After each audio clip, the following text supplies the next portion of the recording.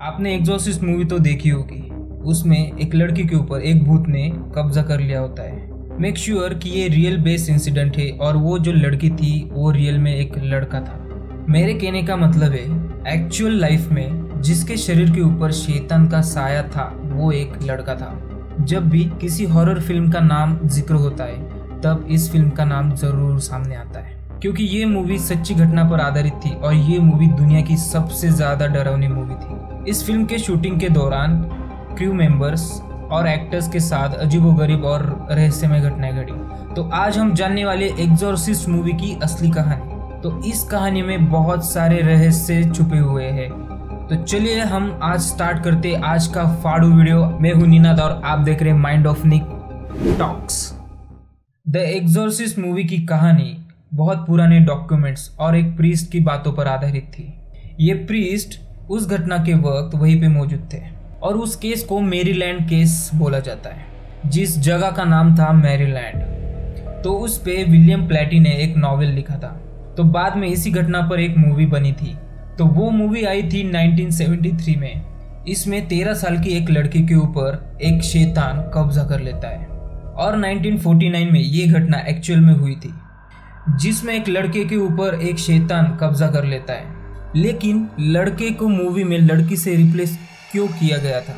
मतलब लड़के के साथ इतना भेदभाव क्यों? हम लड़के हैं ना, हमारे साथ ऐसा ही होता है। इसके पीछे भी एक बहुत बड़ी वजह है, तो मैं ये बताऊंगा वीडियो के लास्ट में। तो इस लड़के का नाम था रोलैंड डू। इसको घर के लोग रॉबी भी बुला करते थे।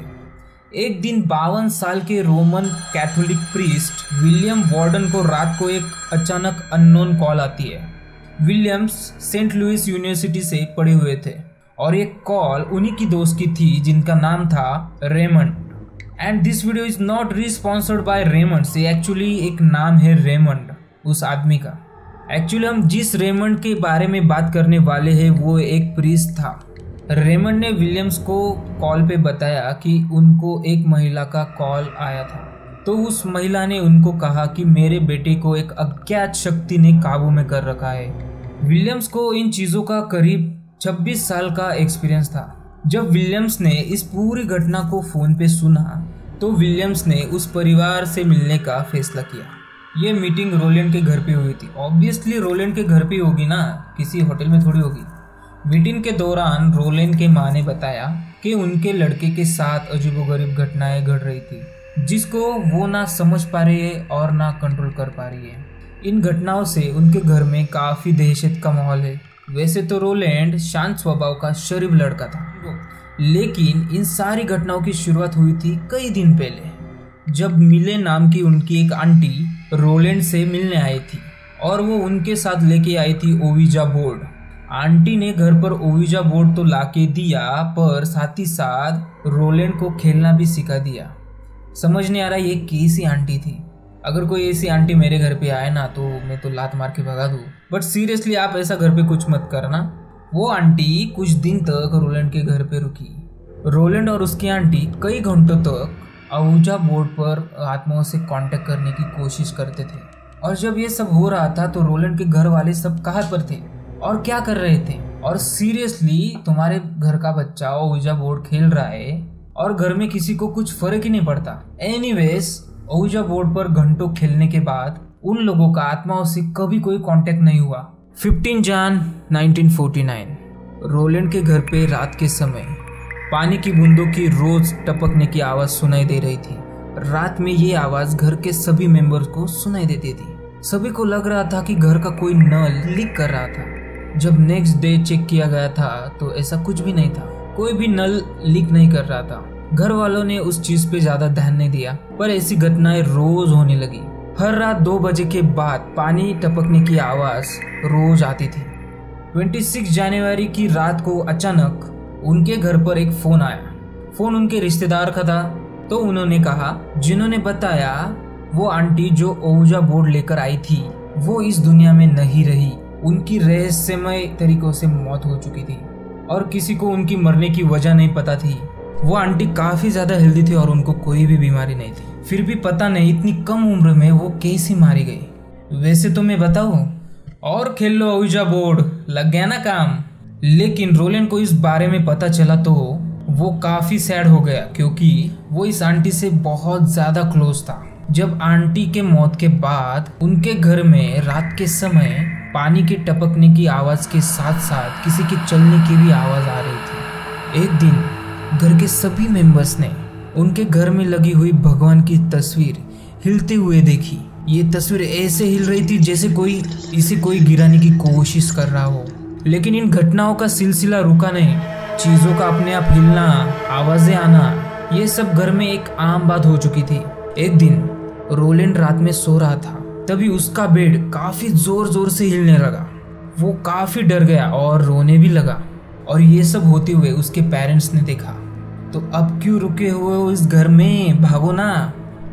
पर लेकिन नहीं भाई साहब, ये सब लोग कांड होने का इंतजार कर रहे हैं।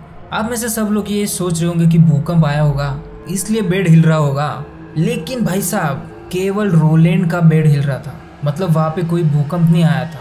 26 जनवरी 1949 रोलैंड के शरीर के ऊपर अपने आप कटे हुए घाव के निशान आने लगे। जब डॉक्टर को दिखाया गया तो डॉक्टर इस बारे में कुछ भी नहीं बता पाया।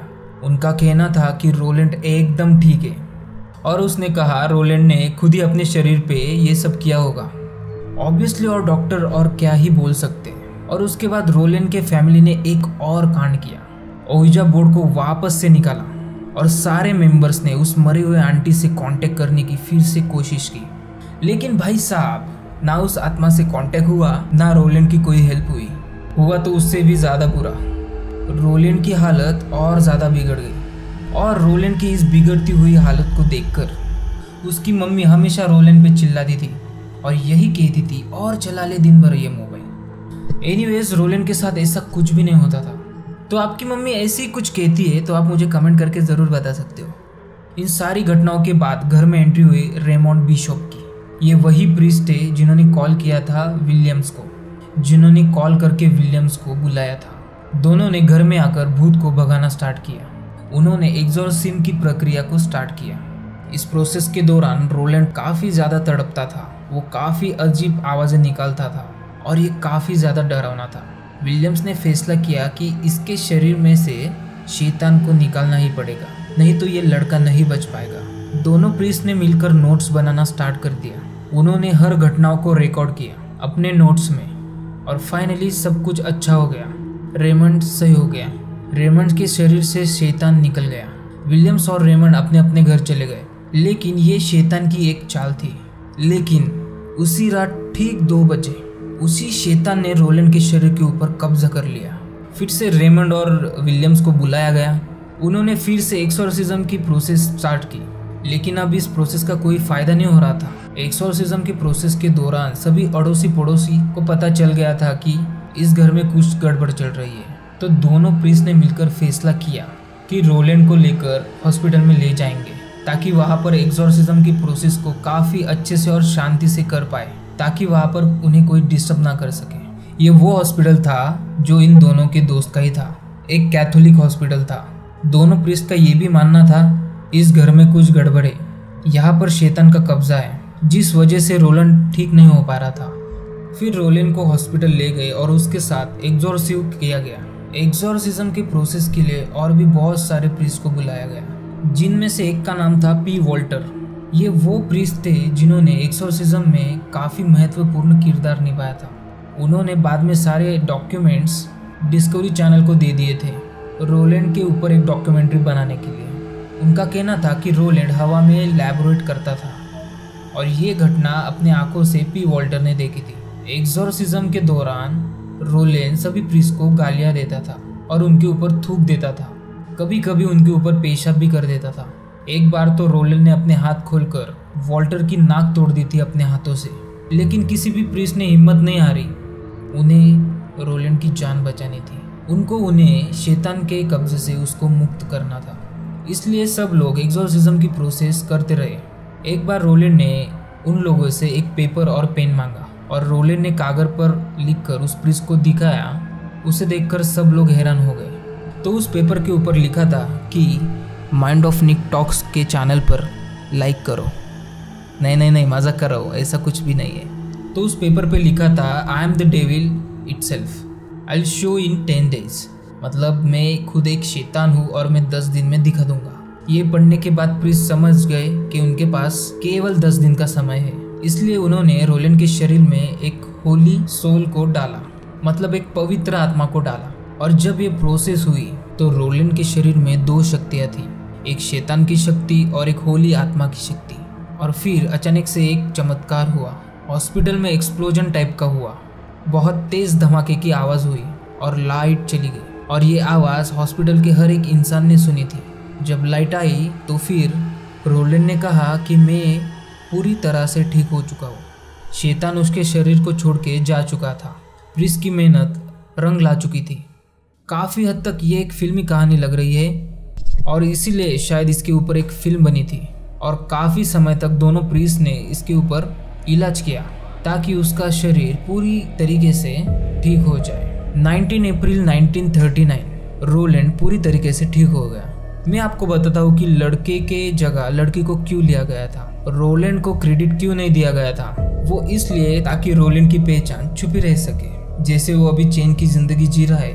अगर मूवी रिलीज हो जाती तो उसका नाम सबको पता चल जाता, लोग उसका जीना मुश्किल कर देते। और रोलैंड इस घटना को बार बार नहीं याद करना चाहता, इसीलिए इस कहानी को पूरा बदल के एक लड़की की कहानी बनाया गया। लेकिन मरते दम तक उन्होंने रोलैंड के बारे में एक भी इंफॉर्मेशन किसी के साथ शेयर नहीं की। इस घटना के ऊपर डिस्कवरी चैनल पर डॉक्यूमेंट्री भी बनी है, उसमें भी रोलैंड असली नाम यूज नहीं किया गया है। ऐसा माना जाता है रोलैंड आज भी जिंदा है और वो चैन से अपनी जिंदगी जी रहा है। हो सकता है वो अपने साथ घटी हुई पुरानी घटनाएं भूल भी गया हो, पर जब इस मूवी की शूटिंग चल रही थी तो इस मूवी के मेंबर्स और एक्टर्स इनके साथ एक रहस्यमय और अजीबोगरीब घटनाएं घटी। इस मूवी को कंप्लीट होने में काफ़ी मुश्किलें आई थी। ये मूवी बनी भी और काफ़ी ज़्यादा सुपरहिट रही। ये है रोलैंड की कहानी जिसके ऊपर एक्सोर्सिज्म की मूवी बनी है। आपको क्या लगता है, वाकई में रोलैंड के शरीर के ऊपर शैतान ने कब्जा किया था, या उसे कोई मानसिक बीमारी थी, या वो सब फेमस होने के लिए नाटक कर रहा था? मुझे कमेंट करके ज़रूर बताना। और इस वीडियो को देखने के बाद हमको क्या शिक्षा मिली, ये कि हमारे घर में कोई रिश्तेदार ओजा बोर्ड लेकर आया तो मुझे कमेंट में बता देना कि उसके साथ क्या करना चाहिए। तो चलिए आज हम यहीं पे ख़त्म करते हैं। चैनल को लाइक और सब्सक्राइब कीजिए। मिलते हैं हम नेक्स्ट वीडियो।